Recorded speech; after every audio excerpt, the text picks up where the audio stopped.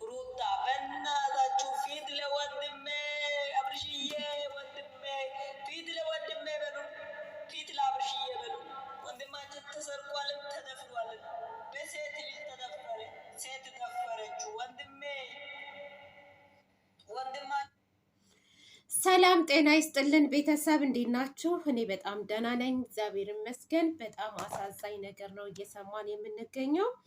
ሩታ እንግዲህ እያደረገች ያለችው ድርጊት በጣም አስጸያፊ እና በጣም ሁላችንም ልንቃወመው የሚገባ ነገር ነው። ምክንያቱም ትውልድን የሚያበላሽ ነገር ነው። ለምንሰማውም ለምናየውም ነገር የሚቀፍ ነው። የእውነት በጣም ያስጠላል። አብርሽ ላይ እየተደረገ ያለው ነገር ምንም ቢሆን ደግሜ ደጋግሜ የምላችሁ ነገር የሰው ልጅ ፍላጎት ሲኖረው እንጂ ካለ ፍላጎቱ አስገድዳችሁ ምንም ነገር ልታደርጉት አይገባም። በዛ ላይ ደግሞ ይሄ ጠንቋይ ቤት በመሄድ መተት በማስደረግ ሰውን በማደንዘዝ ራሱን እንዲስት በማድረግ አስገድዶ ከመድፈር ምንም የሚተናነስ ነገር አይደለም። እህታችን እየቀለደች አይደለም። ወንድሜ ተደፍሯል፣ እባካችሁ ድረሱለት እያለች ነው የምትገኘው። ከልቧ አዝናለች፣ እያለቀሰች ነው። ትናንት ሁሉንም አስደንግጧል። ብዙዎችን ያስደነገጠ ነገር ነው። የሰው ልጅ በአንድ ቀን ሊቀየር አይችልም። በአንድ ቀን እንደዚህ አይነት ቃላት ሊያደርግ አይችልም። ምክንያቱም አብርሽ ሩታን ከህይወቱ እንዳስወጣት የራሱን ህይወት እንደጀመረ ነው እኛ የምናውቀው እና ነገር ግን እሷ ልትፋታው አልቻለችም። ከዚህ በፊትም እንደዚህ ሳትወድ በግድ ትመጣለህ እኔ ጋር በማለት በማስፈራራት ሀብል ገዝታ ካላደረኩልህ ብለው እንደውም እሱ ሀብሉን ሳያደርግ መልሶላታል ማለት ነው። አሁን ላይ ግን ከአንድም ሁለት ሀብል አንገቱ ላይ ተደርድሯል። በእጃ እንዳስገባችሁ ነው ስትናገር የነበረው። እሱም ደግሞ ሩታን ወዳታለሁ፣ አፈቅራታለሁ፣ ከዚህ በኋላ ከእሷ ምንም የሚነጥለኝ ነገር የለም እያለ ነበረ ማለት ነው። ሩታ ትክክል እየሰራሽ አይደለም። በጣም የሚደብር ነገር ነው እያደረግሽ ያለሽው አሁን ላይ። ሁላችሁም ብትሆኑ ይህንን ነገር ልትቃወሟት ይገባል። የእውነት ነው የምላችሁ፣ ሴት የሆናችሁ በሙሉ ከዚህ ነገር ምንድን ነው የምንማርበት? ትውልዱ ወጣቱ ከእሷ ምንድን ነው የሚማረው? ጠንቋይ ቤት መሄድ ነው? በሰዎች ላይ መተት ማስደረግ ነው? ሰዎችን ሳይፈልጉ አስገድዶ ወደ ራስ ማምጣት ነው? እንደው ዝም ብላችሁ አስቡት። አሁን ትናንት ብዙዎቻችሁ ሩታ ጀግና ጀግና፣ ሩታ ነብር ነብር አመጣችሁ የኛ ልጅ ምናምን ስትሉ ነበረ እና እንደው ቆም ብላችሁ አስቡ ነው የምለው። እዚህ ጋር ልትቆጧት ይገባል። እንደዚህ አይነት ነገር ልትደግፉ አይገባም። በጣም ይሄ ብልግና ነው። የእውነት ነው የምላችሁ። ቤተሰብስ ይህንን ነገር እያየ እናቷ ሶሻል ሚዲያ ላይ አለች፣ ወንድሞቿ እህቶቿ እና ይህንን ድርጊት እውነት ትደግፉታላችሁ? ከደገፋችሁት ሙሉ ቤተሰቡ እንደዚህ አይነት ስራ ትሰራላችሁ ማለት ነው። እኔ እንደውም እቃወማለሁ ይህንን ነገር።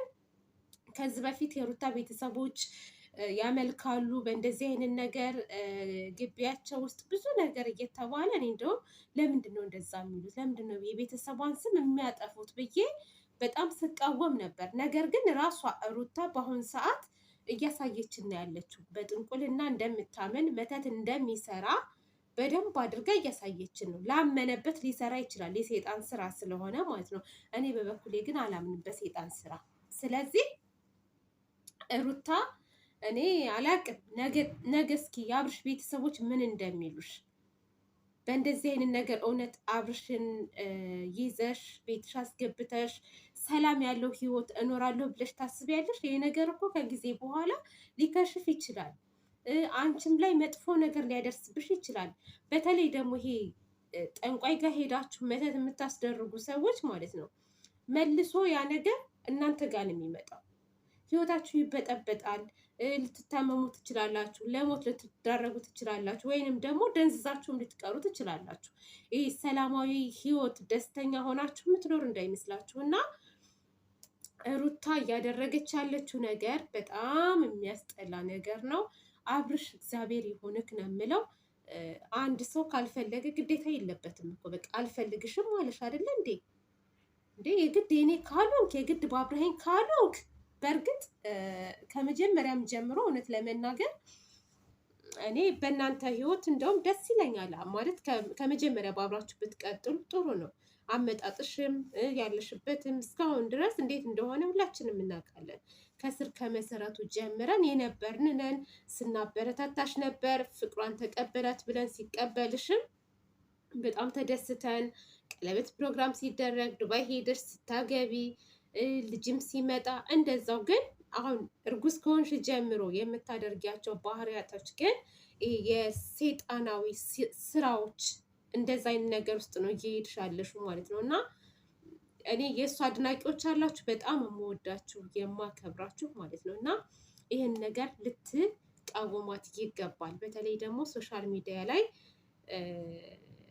ግሩፕ በሉት ማለት በቃ ከዚህ በፊት በአብረን ስናወራ ስንጫወት በእነሱ አይዲያ ላይ ስንወያይ የነበራችሁ በጣም ብዙ ልጆች አላችሁ። እነ ማናቸው ስም ልጥራ ካልኩ ማለት ነው። አሁን እንደውም ጠፍታለች እውነት ለመናገር ማለት ነው። ወይኔ ስሟ ጠፋብኝ፣ ይቅርታሽ ቤተሰብ። ለማንኛውም ራሳችሁን ታውቃላችሁ ማለት ነው። እና እኔ በእነሱ መስራት አቁሜያለሁ። ስላቆም ልጆች ራሱ ስማቸው እየጠፋብኝ ነው፣ ግን በልቤ አላችሁ እና ተቃወሟት። ይሄንን ነገር አትደግፉ እንዴ! ቢያንስ ለእሷ ሳይሆን ማሰብ ያለባችሁ ማለት ነው ለሚመለከታት፣ በቃ ለሚመጣው ትውልድ። ይሄ ነገር በጣም አደንዛዥ ነገር ነው። አደንዛዥ ነገር ነው እያስተላለፈች ያለችው። በቃ እንደ አደንዛዥ እጽ። ይሄ በቃ ሊያስቀጣት ይገባል። ይሄ ነገር ማለት ነው ሩታን ያስቀጣታል። ኤፍሬም የእሷ ተባባሪ ነው። አንተ አሁን ወንድም ነው የምትባለው። እኔ ወንድም ነው የምትባለው። ባለፈው ሄደክ እሷ ክላስ ገብተህ ሄርሜላ ክላስ ገብተህ እሷን ለማሻፈድ ብዙ ነገር እየተጠቀምክ ነበረ እና ራስህ ዝሙትን የምታስፋፋ በቃ አንድ ናችሁ። እርግጠኛ ነኝ ይሄ ሰው መልሶ ሩታን አፈቅራታለሁ ባይል ለማየት ያብቃችሁ። ራሱ ኤፍሬም ሩታን አፈቅርኩ ብሎ ይመጣል፣ ወይንም ደግሞ ሁለቱ ሊጋቡም ይችላሉ፣ አይታወቅም በዚህ ሁኔታ ማለት ነው። እና ሁላችንም ይሄን ነገር እንቃወም ነው የምለው እኔ። በቃ አብርሽ ላይ የተደረገ ነገር ማንም ላይ እንዳይደረግ። አብርሽ በጣም ነው የሚያሳዝነው ያለበት ሁኔታ።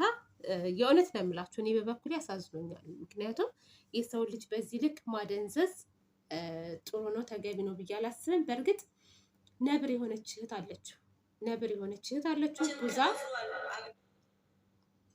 ልክ ልኳን እንደምትነግራት እርግጠኛ ነኝ።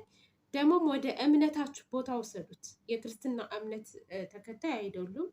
ምንድን ነው የሚባለው? በእናቶች ለማንኛውም ውሰዱትና ይጸለይለት፣ ይለቀዋል የያዘው ነገር። ይህ አንገቱ ላይ ያደረገችውንም ነገር አውልቁለት። ምንድን ነው የለበትም እንዴ? ለምን ይሄ ልጅ ሳይፈልግ በግዴታ ብዙ ነገር እየተደረገ ነው።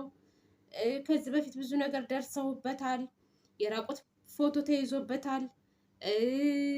በተለያዩ ወንዶች ማስፈራራት፣ ማመናጨቅ ምናምን። በቃ ካልፈለገ አልፈለገም ነው። ትዳር በፍላጎት እንጂ በግዴታ አይደለም። ይህን ነገር ለምንድን ነው የማትረዱት? በቃ አቆሚ እንዴ ሩታ አቆሚ። በቃ ለራስሽ ክብር እንኳስ እንዴ ለራስሽ ክብር የምታደርጊው ነገር አሁን ላይ እኮ ቤተሰብ ደረጃ የሚደርስ ነገር ነው እንዴ። ጋሻውን ይህን ነገር ዝም የሚል ይመስልሻል? የአብርሽ ቤተሰቦች፣ እህቶቹ፣ ወንድሞቹ። ወንድም እንኳስ የለውም እሱ። ምናልባት ቡዜ ነው ቡዜ፣ እሷ ትሻላለች ትንሽ፣ ለአብርሃም ታስባለች። እና አይለቁሽም፣ ዝም አይሉሽም። ልጃቸውን በማይሆን ነገር፣ በሚያስጠላ በሚደብር ነገር እየሄድሽ ነው ያለሽው አሁን ላይ ማለት ነው። እና ማንም ዝም አይልሽም። አንደኛ ለራስሽ ቤተሰብ ራሱ ክብር ስትይ ይሄን ነገር ብታቆሚ መልካም ነው። መተሽ ብልጥጥ የሚያደርግሽ ነገር የሆነ አምባገነን ነኝ የምትይው ነገር ራስሽን እያስናቀሽ እንጂ እያከበረሽ አይደለም በአሁን ሰዓት ያለው። እና ሩታ ወደ ራስሽ ተመለሽ። ከራስሽ ጋር አይደለም ያለሽ። እሺ ገንዘብ አላቂ ነው፣ ያልቃል። አሁን ገንዘብ ማግኘቱ፣ ውራጅ ነገር መቀያየሩ፣ ምንድነው ይሄ ፀጉርሽ መቀጠሉ ምናምን ነገር ለአንቺ ትልቅ ነገር አድርገሽ ነው ያሰብሽው። ግን ክብር፣ ከምንም በላይ ክብር የሚባል ነገር አለ። ለክብርሽ ተጨነቂ እና ይሄንን ነገር ልንቃወማት ይገባል ቤተሰብ። እኔ በበኩሌ ሩታ ትክክል አይደለም እየሰራች ያለችው ነገር፣ ሁላችንም ልንናገር ይገባል። ይደብራል። እውነት በጣም ነው የሚደብረው።